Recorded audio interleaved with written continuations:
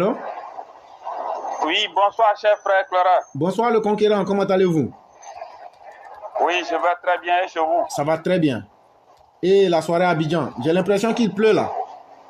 Oui, la pluie est là, hein. Oh waouh, que Dieu nous protège, hein? Depuis hier nuit, Oui, oui, c'est ce que j'ai la appris. pluie est vraiment en train de traumatiser les gens habitants ici. Mhm, Voilà, donc on espère que les uns et les autres vont prendre leurs dispositions effectivement. pour éviter certains drames. Mais bon, malheureusement, nous venons d'apprendre, hein. Vous savez, j'avais déjà souligné ici que, en général, c'est entre le 20 juin et fin mai. Non, le 20 mai, entre le 20 mai et fin juin, au bout de ces 40 jours, au bout de ces 40 jours que la pluie fait des dégâts. Donc, vraiment, cette année encore, nous n'avons pas pu échapper. Malheureusement, il y a eu des dégâts du côté d'Ate Coupé Mosukro. Donc, vraiment, c'est dommage. Mhm, C'est dommage. mhm, On espère que des décisions vont être prises pour pouvoir éviter ce genre de drame à l'avenir. mhm. Malheureusement, nous avons interpellé, bon, et sans pouvoir être en mesure de faire éviter la tragédie. Voilà, malheureusement. Donc, on espère que les uns et les autres, ils vont prendre conscience de la gravité de la situation et quitter les zones à risque. Cela dit, aujourd'hui, je vais m'appesantir sur un seul point, qui est la redistribution des richesses nationales. Comment faire en sorte que l'économie ivoirienne soit inclusive? Il faut dire que ce sont des sujets que nous avons déjà eu à évoquer ici. Par le passé, nous avons fait le constat que malgré les grands travaux en cours dans le pays, l'argent était toujours concentré entre les mains d'une minorité, une classe bourgeoise, malgré tout ce que nous avons constaté comme réalisation. Et par le passé aussi, nous avons mentionné que ce qui se passe en Côte d'Ivoire, que nous voyons surtout dans le secteur de la construction, où nous voyons les constructions de routes, d'autoroutes, de ponts, les constructions d'hôpitaux, des centres de santé, des CHU, des CHR,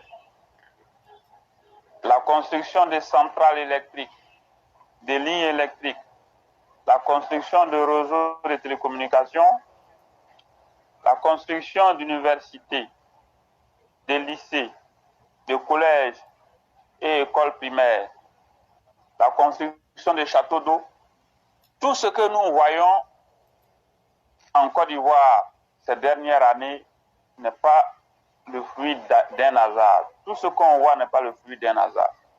Les grandes nations que nous voyons sont passées par ce genre de modèle économique. C'est-à-dire qu'il faut asseoir les infrastructures de base d'abord. À partir des infrastructures de base, lorsque l'argent est bien redistribué, tout le monde y gagne son compte. Et une fois que les routes, les autoroutes, les ponts, les hôpitaux, les écoles, les universités, les centrales électriques, une fois que tout est là, ça constitue la base du modèle économique et ça relance l'économie à travers la croissance des activités et tout le monde peut gagner son compte. Ces dernières années, on a vu, malgré les différentes constructions, quand même, on peut constater qu'il y a eu une amélioration à certains niveaux. Il y a eu des améliorations à certains niveaux où le revenu de certains travailleurs s'est accru, il faut le reconnaître. Mais d'une façon générale, il y a encore la majorité, ce qu'on appelle le bas peuple. Surtout, il y a encore assez de citoyens qui n'arrivent pas à ressentir les fruits de la croissance par le simple fait que l'argent est resté concentré entre les mains d'une minorité. Ce que nous voulons souligner, il y a un plan national de développement qui est à venir. Entre 2021 et 2025, qui se chiffre à plus de 59 000 milliards de francs CFA. Et si je m'en tiens à l'information qui a été donnée récemment, la Côte d'Ivoire vient de réunir une bagatelle de 15 000 milliards de francs CFA. Après la table ronde qui vient de se passer tout récemment à l'hôtel Sofitel Ivoire. Là où nous voulons mettre un accent particulier à travers l'intervention du jour, nous demandons à son Excellence M. Alassane Ouattara, le président de la République, et au gouvernement de mettre un accent particulier sur la redistribution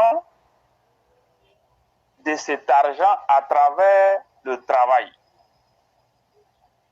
Je pèse bien mes mots, je dis, nous voulons demander à son Excellence M. Alassane Ouattara, le président de la République, et le gouvernement de mettre un accent particulier sur la redistribution de l'argent qui sera investi dans le PND 2021-2025 à travers le travail. Ce qui veut dire quoi? Les grands chantiers qui vont être réalisés, il y aura des autoroutes, il y aura des ponts, il y aura des échangeurs, des universités, des grandes écoles, des hôpitaux, des CHU, des CHR, des lycées, des collèges, des écoles primaires, des châteaux d'eau, des centrales électriques, des industries, surtout les industries. Il y aura le financement du social. Nous voulons demander au gouvernement de suivre de très près comment se fera le paiement de tous ceux qui auront à travailler dans tous les secteurs d'activité à travers tous ces grands financements. L'ensemble de ces financements d'activité va s'élever à 59 000 milliards de francs CFA. Ce que nous voulons, c'est que lorsque un menuisier, un maçon, un soudeur, un manœuvre, un ouvrier, un technicien, un ingénieur, un agent de maîtrise ou un cadre va travailler dans le cadre de tous ces grands projets ou bien dans le cadre de la réalisation de ces grandes constructions à venir, l'argent dont l'entreprise décidera de verser aux travailleurs, il faut que ce soit effectivement que cet argent qui soit reçu par le travailleur en question. Il va falloir que effectivement ce soit la somme bien précise que le travailleur va recevoir. Nous le disons parce que nous sommes conscients d'un certain nombre de faits au sein de la société ivoirienne. Mais nous l'avons déjà précisé ici que nous ne pouvons pas nous mettre à accuser pour accuser. Il y a de cela quelques mois, nous avons déjà souligné qu'il était important d'enquêter attentivement sur le paiement des ouvriers, des manœuvres, des agents de maîtrise qui intervenaient dans le cadre de la réalisation de plusieurs grands travaux, plusieurs grands projets en cours dans le pays. Nous avons demandé à l'autorité compétente d'enquêter sur ce sujet-là en question. Mais pour ma part, jusqu'à présent, je ne sais pas si quelqu'un a vu quelque chose venir, mais moi, personnellement, je n'ai encore rien vu venir. Je n'ai encore rien vu venir. Et aujourd'hui, on peut parler d'inclusion financière que lorsque l'ensemble des Ivoiriens va ressentir effectivement les fruits de la croissance. Ça veut dire quoi? Le boutiquier, le chauffeur de taxi, le chauffeur de car, le menuisier, l'apprenti baka, le soudeur, le manœuvre, l'ouvrier, l'agent de maîtrise, le cadre. Il va falloir qu'à partir de son travail, qu'il soit payé correctement. Et en général, tel que le mode de paiement, il est planifié par les entreprises qui viennent réaliser ces grands travaux. En la matière, il n'y a rien à dire. Parce que je reste convaincu que les grands travaux que vous voyez, les entreprises qui les réalisent, versent même parfois jusqu'à 450 000. Bon, c'est un secret que je suis en train de trahir à certains ouvriers. Mais est-ce que cet argent-là arrive à bon port? Bien des fois, cet argent n'arrive pas à bon port comme il se doit. Donc, il va falloir que l'argent que les entreprises vont décider de verser aux travailleurs, de quelque niveau que ce soit, que cet argent-là arrive à bon port dans les comptes bancaires des travailleurs ou bien sur les mobile money des travailleurs ou bien sur les moyens de paiement que ces travailleurs auront décidé de créer et de se faire payer par ces moyens-là. Donc c'est très important. C'est un sujet que nous évoquons très souvent parce que nous sommes convaincus que c'est lorsque les gens ils vont recevoir ce qu'on leur doit en bonne et due forme qu'en ce moment, la Côte d'Ivoire parlera d'inclusion financière.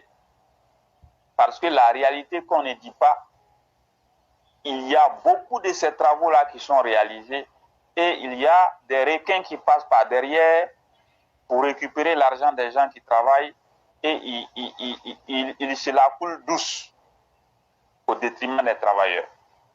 Ça, c'est une situation qui est réelle. Mais il ne nous revient pas d'indexer Pierre-Aubin Paul pour dire que c'est lui qui est à la base de ce genre de malversation. Nous voulons laisser le libre choix aux décideurs de mener les enquêtes approfondies et de mettre sur le grappin tous ceux qui s'adonnent à ces activités illicites-là. Ce dont nous sommes convaincus, il faut mettre en place un modèle de paiement qui est très bon, qui sera exempt de tout reproche et qui permettra aux travailleurs, à tout travailleur, de gagner ce qu'on lui doit dans de très bonnes conditions. Je pense que c'est à ce prix que les uns et les autres parleront d'inclusion financière et c'est à ce prix-là aussi où vous allez voir que la grande pauvreté qui est sur beaucoup de nos concitoyens va diminuer progressivement de sorte à ce que les uns et les autres vont se sentir à l'aise dans le pays. Voilà ce que je voudrais dire aujourd'hui. Si vous avez quelque chose à ajouter, je vous écoute. Merci beaucoup le concurrent. Ce que vous avez dit, c'est en somme un ensemble de propositions que vous faites, surtout pour aller dans le sens de la croissance et de son partage aux différents citoyens et ceux qui s'engagent par le moyen du travail à pouvoir gagner, comme on le dit. L'ouvrier doit mériter son salaire, surtout que ce salaire-là puisse lui être utile.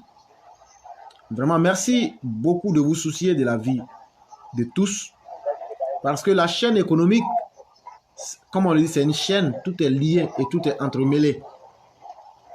Tant que chaque citoyen peut injecter quelque chose que lui-même il obtient, ça ne fait que redynamiser et dynamiser davantage même le système économique. Et c'est ce que vous êtes en train de dire à travers le partage équitable même des ressources que le pays aura générées. Mais il faut dire merci au président de la République parce que c'est grâce à son intelligence, mais aussi à son aura et à son prestige diplomatique que tout cela arrive aujourd'hui. Mais pas, voilà, ça, il faut saluer ce backbone, je sais pas comment, ce fondement-là, voilà, il faut saluer ce fondement-là parce que si ce n'est pas Alassane Ouattara, je ne vois pas qui peut faire ça. Regardez le contexte mondial aujourd'hui, où même les grands pays ont peur. Parce qu'on ne sait pas de quoi demain sera fait. Mais aujourd'hui, lui arrive à mobiliser des fonds, à nous mettre en confiance.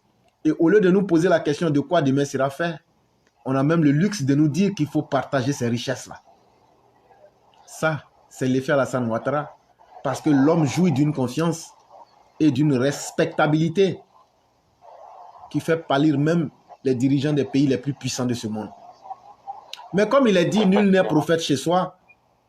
Mais en même temps, il n'a pas été dit que certains habitants du village ne reconnaissent pas les prophètes. Il a été dit que nul n'est prophète chez soi. Mais il n'a pas été dit que des habitants du village ne peuvent pas reconnaître un prophète. Et donc, nous sommes parmi ces rares habitants du village qui savent et qui voient en Alassane Ouattara un prophète des temps modernes, qui a su, avec brio et avec beaucoup de dextérité, mener son pays sur la voie du progrès et même du salut, je dirais. Parce que quand on regarde les défis du monde actuel, j'en suis à me demander si nous n'avions pas Alassane Ouattara, quelle serait aujourd'hui en ce moment la vie que les Ivoiriens mèneraient. Si nous étions dans les approximations, dans les improvisations avec des hommes d'État qui eux-mêmes n'ont pas les compétences d'Alassane Ouattara, chers Ivoiriens, essayons de nous imaginer ce que chaque Ivoirien vivra en ce moment. Là, vous allez comprendre un peu la réalité du monde. Ce qu'on paye aujourd'hui à 100 francs, on l'aurait payé carrément à 1000 francs. Effectivement. Et c'est ce que le vice-président a dit hier là. Il dit, l'une des politiques là, le gouvernement a préféré sacrifier beaucoup d'argent pour ne pas déstabiliser le modèle de vie des Ivoiriens. Ça, moi je ne sais pas, mais les communicants du parti au pouvoir doivent sortir et puis expliquer ça simplement aux gens. Aujourd'hui, si vous voyez, regardez, ouvrez les yeux, regardez autour de vous. Combien coûte le pain XY dans XY pays? Mais pourquoi le pain est à ce prix-là en Côte d'Ivoire et être capable d'expliquer de façon simpliste? C'est vraiment très important. La communication formelle est utile pour ceux qui sont à un niveau élevé. Mais la communication informelle aussi est utile parce qu'elle permet à notre classe sociale, je veux dire en termes de population, où presque 50%, carrément la moitié de la population est analphabète. Quel mécanisme, quel moyen de communication pouvons-nous trouver pour qu'elle se sente inclus dans le message et avec une bonne compréhension? Ça aussi, ça aide beaucoup. Quand une population comprend la politique d'un gouvernement, c'est déjà même une assurance vie même pour le pouvoir en place. Et ça, l'exemple, vous pouvez le voir avec Erdogan en Turquie. Ce n'est pas l'homme le plus correct. Mais quand des zozos ont fait un coup d'État, c'est la population qui s'est imposée à l'armée. Effectivement. Et donc, il faut que le pouvoir continue à exploiter cet avantage-là. Et moi, je le dis, le pouvoir n'exploite pas son potentiel en termes d'information. Le CICG est bon, mais le CICG, le centre de communication gouvernementale, c'est bon. Vos informations sont bonnes. Mais le problème là, il faut que des gens comme Éclaireur Pro VT reprennent cette information et puis on la décortique davantage. Ça fait perdre en temps. Essayez de créer des canaux où l'information peut être vulgarisée de façon simpliste pour que même le citoyen peut-être qui a un niveau CM2 déjà, voire 3e, puisse dire ok, on comprend et puisse être le relais. Et ça, nous dans notre société ivoirienne, ça va avec le vécu. Voilà ça, voilà ça. Voilà, si tu as vu qu'aujourd'hui, on a augmenté le prix du super, mais on n'a pas augmenté le prix du gasoil qui est à 615 francs là. La Côte d'Ivoire n'est pas un grand pays producteur de pétrole. Mais si le président a fait ça, c'est parce qu'il sait que c'est parce que beaucoup d'Ivoiriens utilisent gasoil. Et super là, ce sont eux les boss qui utilisent ça. Donc ils ont augmenté pour eux les boss. Pour nous les pauvres là, ils n'ont pas augmenté. Quand vous dites ça, nous qui sommes les pauvres là, on regarde, on dit, c'est vrai hein. Et déjà ça nous permet de mieux comprendre les efforts du gouvernement. Ce n'est pas que ce que vous faites est mauvais, mais essayez de ramener encore l'information à un niveau plus accessible. Ça va beaucoup permettre. Et c'est à cet effet-là que nous-mêmes ici sur la plateforme, on utilise et nos langues locales et nos langues même du terroir comme le Noussi et autres pour communiquer. inviter les gens à la compréhension, inviter les gens à la fraternité, inviter les gens à pouvoir conscientiser la population. Sundiata, je te dis merci pour tous les efforts que tu fais, surtout pour les analyses que tu apportes chaque soir sur les travaux du gouvernement. Tu ne viens pas pour nous citer seulement, mais tu apportes des critiques positives avec des solutions. C'est ça même le sens fondamental de la plateforme et je ne peux que te dire merci pour cela. Et donc, mesdames et messieurs, merci à tous ceux et toutes celles qui ont animé l'émission de ce soir et je m'excuse encore pour les 1 heure du temps de retard que nous avons connu aujourd'hui. J'espère que l'excuse sera acceptée. Je salue tous ceux qui sont sur la plateforme YouTube à travers le roi Shaka Zulu. C'est le roi même qui contrôle notre plateforme YouTube. Je salue Alzuma Diko. Je salue Uka Uka qui nous dit ceci. Ne pas croire en Alassane Ouattara, c'est simplement être sans foi ni loi au vu de ce qu'il a démontré. C'est le principe de la culture de l'universel de Senghor. Je suis totalement d'accord avec vous. Je salue aussi Kone Lamine qui est avec nous. Je salue encore toutes ces personnes comme Sindou Diarasuba, Yolidia et bien d'autres personnes. Je salue aussi notre mère Leila Perat qui est aussi avec nous. Merci d'être là. Mamadou Koulibaly et tous les autres que nous pourrions citer. Et sur la plate, je salue aussi Momo Touré ainsi que Kone Emmanuel qui est aussi avec nous ici. Et sur la plateforme